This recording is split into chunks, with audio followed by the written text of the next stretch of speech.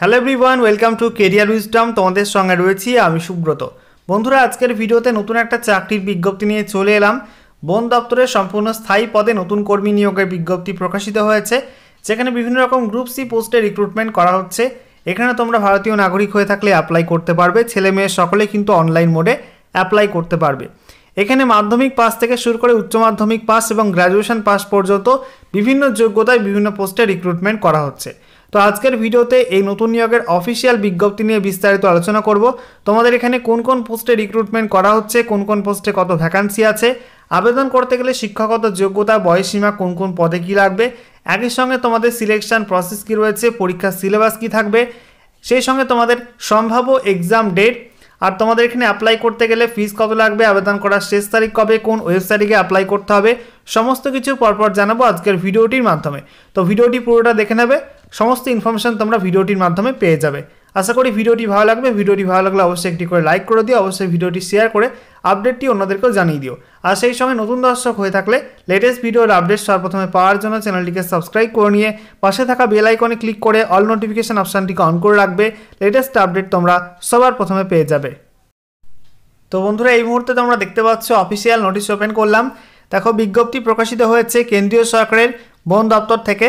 দেখো, বলা হচ্ছে ICFRE institute of forest genetics and tree breeding, Indian council of forestry research and education, and autonomous body of ministry of environment, forest and climate change, government of India.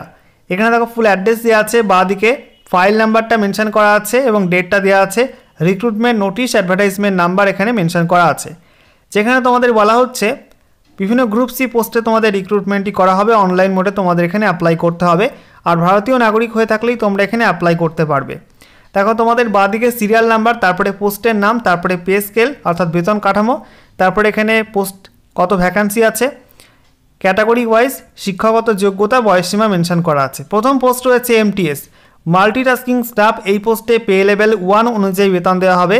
Basic pay তোমাদের এখানে বলা হচ্ছে শুরুর বেতন 18,000 টাকা।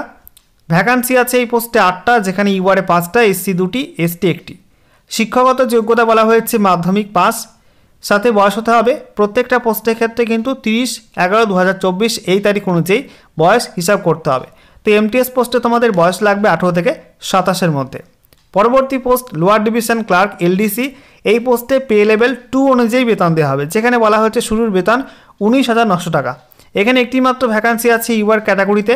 শিক্ষাগত যোগ্যতা বলা হয়েছে তোমাদের উচ্চ মাধ্যমিক পাস করতে হবে, সাথে বয়স হতে হবে 18 থেকে 27-এর মধ্যে। 3 নম্বর পোস্ট টেকনিশিয়ান ফিল্ড ল্যাব।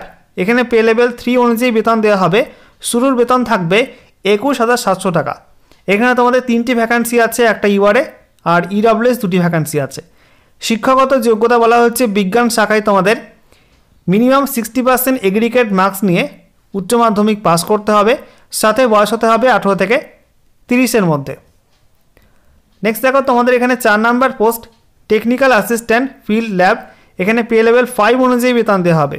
এখানে শুরুর বেতন থাকবে 29,200 টাকা। 4টি ভ্যাকান্সি আছে এই পোস্টে, একটা ইউআরের জন্য, 2টি EWS, একটা SC ক্যাটাগরির জন্য। শিক্ষাগত যোগ্যতা বলা হয়েছে তোমাদের বিজ্ঞান শাখায় ব্যাচেলার ডিগ্রি করা থাকতে হবে, এবং তোমাদের এখানে বলা হয়েছে বয়স হতে হবে 21 থেকে 30-এর মধ্যে। তো সব মিলিয়ে কিন্তু 16টি ভ্যাকান্সি পাবলিশ হয়েছে। নেক্সট দেখো, তোমাদের এখানে বলা হচ্ছে তোমাদের MTS পোস্টে মাধ্যমিক পাসের সঙ্গে তোমাদের 3 বছর বা তার বেশি সংশ্লিষ্ট ট্রেডে কাজের এক্সপিরিয়েন্স থাকলে তোমরা এখানে অগ্রাধিকার পেয়ে যাবে। তবে এটা কিন্তু আবশ্যিক না, এটা থাকলে তোমরা এক্সট্রা বেনিফিট পাবে। LDC পোস্টের জন্য বলা হয়েছে উচ্চ মাধ্যমিক যোগ্যতা তো লাগছেই, সাথে তোমাদের টাইপিং টেস্টও নেওয়া হবে। বলা হয়েছে তোমাদের এখানে ম্যানুয়াল টাইপরাইটারে ইংলিশে 30টি ওয়ার্ড পার মিনিট অথবা হিন্দিতে 25টি ওয়ার্ড পার মিনিট এই স্পিডে টাইপিং করতে হবে, অথবা তোমাদের কম্পিউটারে ইংলিশে 35টি ওয়ার্ড পার মিনিট অথবা হিন্দিতে 30টি ওয়ার্ড পার মিনিট স্পিডে টাইপিং করা জানতে হবে। টেকনিশিয়ান ফিল্ড ল্যাব এই পোস্টের জন্য বলা হয়েছে তোমাদের বিজ্ঞান শাখায় উচ্চ মাধ্যমিক পাস, এবং তারপরে দেখো তোমাদের এখানে বলা হয়েছে মিনিমাম 60% মার্কস থাকতে হবে এগ্রিগেটে। আর টেকনিক্যাল অ্যাসিস্ট্যান্ট এই পোস্টের জন্য বলা হয়েছে তোমাদের এগ্রিকালচার অথবা বায়োটেকনোলজি অথবা বোটানি বা জুলজি, ফরেস্ট্রি আর জুলজি, ঠিক আছে, এর মধ্যে যে কোনো একটা সাবজেক্ট নিয়ে তোমাদের সায়েন্সে গ্র্যাজুয়েশন করা থাকতে হবে, অর্থাৎ ব্যাচেলার ডিগ্রি করা থাকতে হবে। সাবজেক্টগুলো দেখে নাও, agriculture, biotechnology, botany, forestry, zoology, যে কোনো একটা। আচ্ছা, এরপর দেখো তোমাদের বলা হয়েছে শিক্ষাগত যোগ্যতা কিন্তু 30/11/2024 এই তারিখের আগে হতে হবে।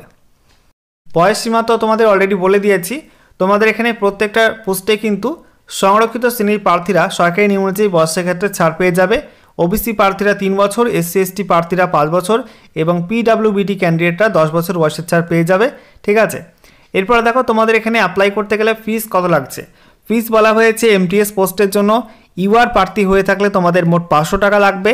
এখানে এক্সাম ফি 250 টাকা, প্রসেসিং ফি 250 টাকা, মোট 500 টাকা। যদি মহিলা প্রার্থী হয়ে থাকো, এছাড়া এসসি এসটি এবং এক্সার্ভিসম্যান হয়ে থাকলে শুধুমাত্র 250 টাকা প্রসেসিং ফিস পেমেন্ট করতে হবে। বাকি পিডব্লিউবিডি ক্যান্ডিডেট হয়ে থাকলে কোনো ফিস লাগছে না, কোনো প্রসেসিং চার্জ লাগছে না। নেক্সট, লোয়ার ডিভিশন ক্লার্ক পোস্টে বলা হয়েছে ইউআর হয়ে থাকলে 1000 টাকা ফিস লাগবে, 500 টাকা এক্সাম ফি, 500 টাকা প্রসেসিং ফিস। তারপরে মহিলা প্রার্থী এসসি এসটি এবং এক্সার্ভিসম্যান হয়ে থাকলে শুধুমাত্র 500 টাকা প্রসেসিং ফিস লাগবে, আর পিডব্লিউবিডি প্রার্থী হয়ে থাকলে কোনো ফিস লাগছে না। টেকনিশিয়ান পোস্টে ইউআর, ইডব্লিউএস এইসব ক্যাটাগরির ক্ষেত্রে এক্সাম ফি 500 টাকা, 500 টাকা প্রসেসিং ফি, মোট 1000 টাকা ফিস। এছাড়া মহিলা প্রার্থী এসসি এসটি এবং এক্সার্ভিসম্যান হয়ে থাকলে শুধুমাত্র 500 টাকা প্রসেসিং ফিস পেমেন্ট করতে হবে। এছাড়া পিডব্লিউবিডি ক্যান্ডিডেট হয়ে থাকলে কোনো ফিস লাগছে না। তারপরে টেকনিক্যাল অ্যাসিস্ট্যান্ট, এই পোস্টে বলা হয়েছে ইউআর এবং ইডব্লিউএস প্রার্থী, তাদের ক্ষেত্রে এক্সাম ফি 750 টাকা, প্রসেসিং ফি 750 টাকা, মোট 1500 টাকা।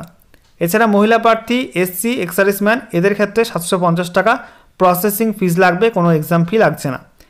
তারপরে পিডব্লিউবিডি ক্যান্ডিডেট হয়ে থাকলে এখানে কোনো প্রসেসিং ফি বা কোনো এক্সাম ফি লাগবে না, ফ্রিতে অ্যাপ্লাই করতে পারবে।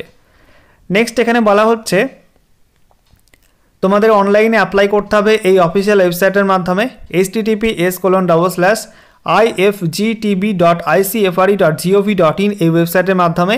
তোমাদের অলরেডি অ্যাপ্লাই শুরু হয়ে গেছে, লাস্ট ডেট রয়েছে 30/11/2024। ঠিক আছে, তোমরা এখানে যদি একের বেশি পোস্টে অ্যাপ্লাই করতে চাও সেক্ষেত্রে অ্যাপ্লাই করতে পারবে, তবে তোমাদের এখানে প্রত্যেকটা পোস্টে কিন্তু আলাদা আলাদা ফর্ম ফিল আপ করতে হবে।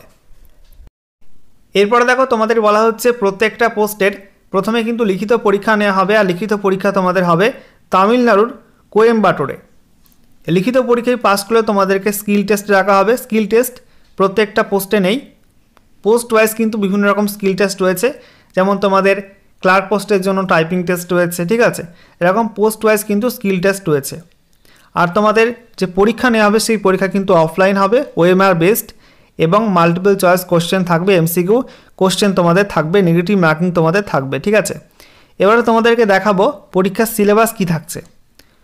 দেখো তোমাদের বলা হচ্ছে এমটিএস পোস্টের জন্য জেনারেল ইংলিশ 25টি প্রশ্ন 25 নাম্বার, তারপরে জেনারেল ইন্টেলিজেন্স অ্যান্ড রিজনিং 25টি প্রশ্ন 25 নাম্বার, নিউমেরিক্যাল অ্যাপটিটিউড 25টি প্রশ্ন 25 নাম্বার, জেনারেল অ্যাওয়ারনেস 25টি প্রশ্ন 25 নাম্বার, মোট সময় থাকবে 90 মিনিট। এখানে তোমাদের নেগেটিভ মার্কিং থাকবে 0.25 মার্কস। পরবর্তী পোস্ট লোয়ার ডিভিশন ক্লার্ক, এখানে টায়ার 1 লিখিত পরীক্ষার জন্য বলা হয়েছে ইংলিশ ল্যাঙ্গুয়েজ বেসিক নলেজ 25টি প্রশ্ন 50 number, general intelligence and reasoning 25টি প্রশ্ন 50 number, quantitative aptitude basic arithmetic skill 25টি প্রশ্ন 50 নাম্বার, জেনারেল অ্যাওয়ারনেস 25টি প্রশ্ন 50 নাম্বার, সময় থাকবে 60 মিনিট। এখানে তোমাদের নেগেটিভ মার্কিং থাকবে 0.50 মার্কস করে। তারপরে দেখো টেকনিশিয়ান পোস্টের জন্য বলা হয়েছে তোমাদের এখানে জেনারেল অ্যাওয়ারনেস 20টি প্রশ্ন 20 number, mental ability and reasoning 20টি প্রশ্ন 20 নাম্বার, জেনারেল ইংলিশ 20টি প্রশ্ন 20 নাম্বার, অ্যারিথমেটিক 20টি প্রশ্ন 20 নাম্বার, বেসিক সায়েন্স 20টি প্রশ্ন 20 নাম্বার, মোট 100টি প্রশ্ন 100 নাম্বার। পরীক্ষা সময় থাকবে 180 মিনিট।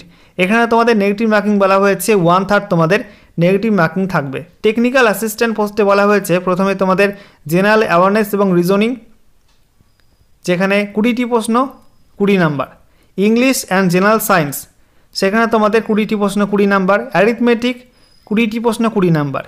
রিলেভেন্ট সাবজেক্ট থেকে তোমাদের কোশ্চেন থাকবে, অপশান রয়েছে agriculture, biotechnology, botany, forestry, zoology, যে কোনো একটা, যেখানে 40টি প্রশ্ন 40 নাম্বার। মোট তোমাদের 100 নাম্বারের পরীক্ষা থাকবে আর 100টি কোশ্চেন থাকবে, সময় থাকবে 180 মিনিট। এখানে কিন্তু নেগেটিভ মার্কিং 1/3 থাকবে। আচ্ছা, এরপর দেখো তোমাদের এখানে প্রত্যেকটা সিলেবাস ধরে ধরে কিন্তু ডিটেলস সিলেবাস দেওয়া আছে, এখান থেকে তোমরা চেক করে নিও তোমাদের কোন পোস্টের সিলেবাস কী আছে, এগুলো তোমরা দেখে নিও।